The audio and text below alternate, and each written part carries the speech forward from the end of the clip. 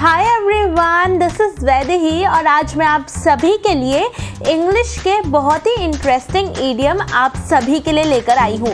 ये एक ऐसे ईडियम्स हैं जो शायद हम सब ने नहीं सुने हैं, और लेकिन ये अगर हम इसको कॉम्पिटिटिव एग्ज़ाम्स के नज़रिए से देखें या फिर हम इसको डे टू डे लाइफ के नज़रिए से देखें तो ये वाले इंग्लिश ईडियम्स ऐसे हैं जिन्हें हम हमारी डे टू डे लाइफ में यूज़ कर सकते हैं और ये हमारे एग्ज़ाम्स में भी बहुत काम आएंगे। तो आइए जल्दी से देखते हैं कि ये इंग्लिश ईडियम कौन से हैं।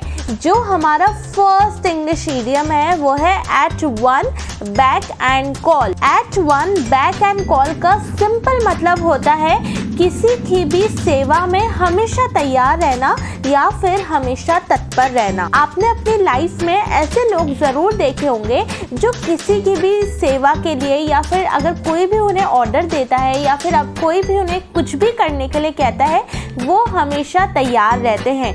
वो हमेशा उनके जो दिए गए गाइडलाइंस हैं उनको हमेशा ओबे करते हैं और उनको हमेशा फॉलो करते हैं। तो उसको कहा जाता है या फिर उस पर्सन के लिए कहा जाता है at one beck and call. Simply it means a person who is always ready to obey someone's order or someone's guideline. For example, he is always at the back and call of his parents.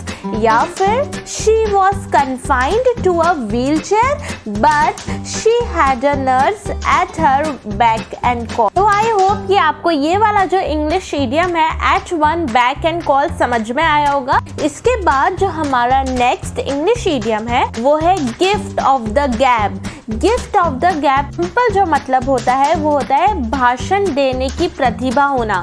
बहुत सारे आपने ऐसे लोग देखे होंगे जिन्हें stage का बिल्कुल भी फियर नहीं होता, या फिर उन्हें कहीं भी अगर आप उनसे कहेंगे कि आप बोलिए, कहीं भी भाषण दीजिए, वो हमेशा रेडी होते हैं। तो उन्हें एक स्पेशल गिफ्ट मिला हुआ है, इसलिए ये इंग्लिश ईडियम है गिफ्ट ऑफ द गैप।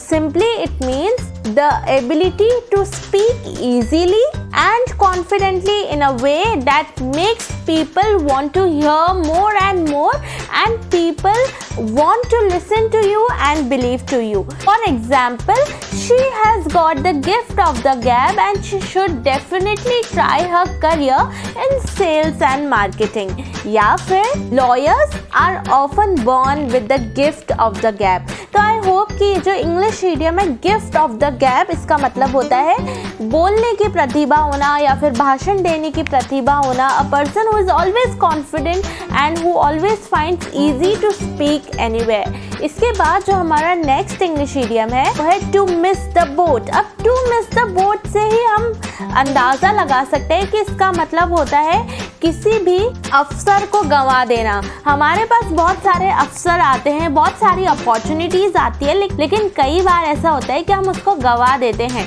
अब वो हमारी लापरवाही की वजह से भी हो सकता है या फिर किसी भी दूसरी चीज़ की वजह से भी हो सकता है।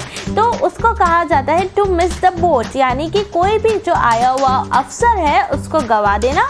To miss an opportunity by being slow to act. Example, the discounted price sale and today and I missed the boat. या फिर there were tickets available on the counter but he missed the boat by waiting till today. तो I hope कि जहाँ पे भी आपको कोई opportunity गंवा दी हो और उसके बारे में बात करना हो, you can definitely go for the English idiom to miss the boat. तो आई होप कि ये जो 3 इंग्लिश ईडियम्स मैंने आपको बताए ये आप अपनी डे टू डे लाइफ में ज़रूर यूज़ करेंगे।